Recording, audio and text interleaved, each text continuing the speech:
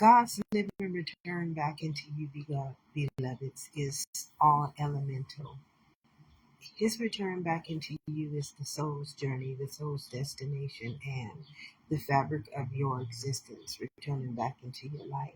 See, when I come on here, I'm not calling anybody out. I'm not saying that life is not perfect. I'm not saying that life does not make mistakes. I'm not saying any of those things.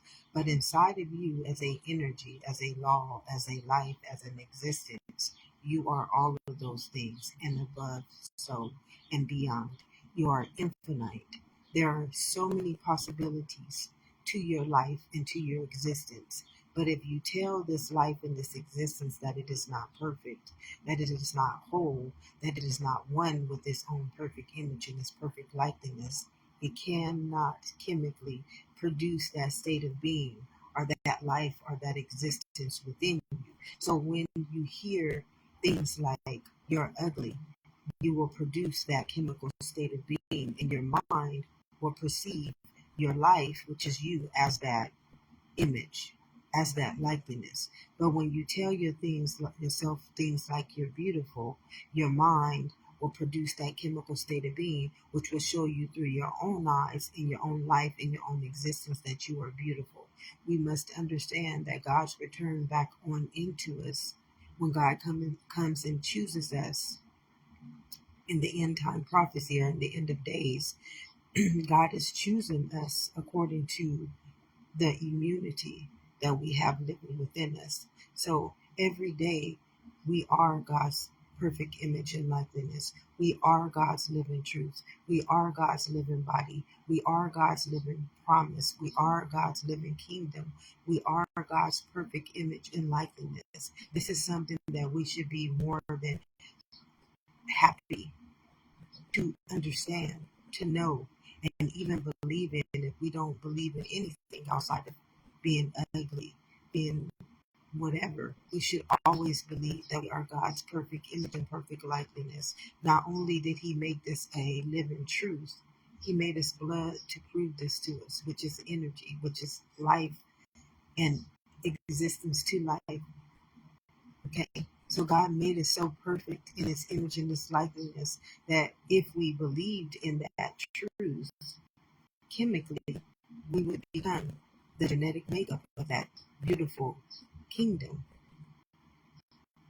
So everything that we do, beloved, it must represent God's image and God's likeness, which is perfect, which is law, which is indestructible, which shall not ever return back onto you and I void, or do any harm against our life, our existence, our well-being.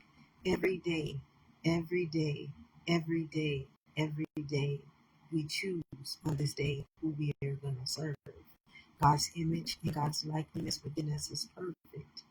And chemically, that image and that likeness will produce in us that same immunity to life in the bloodline, which is the life of that existence within us at every present moment.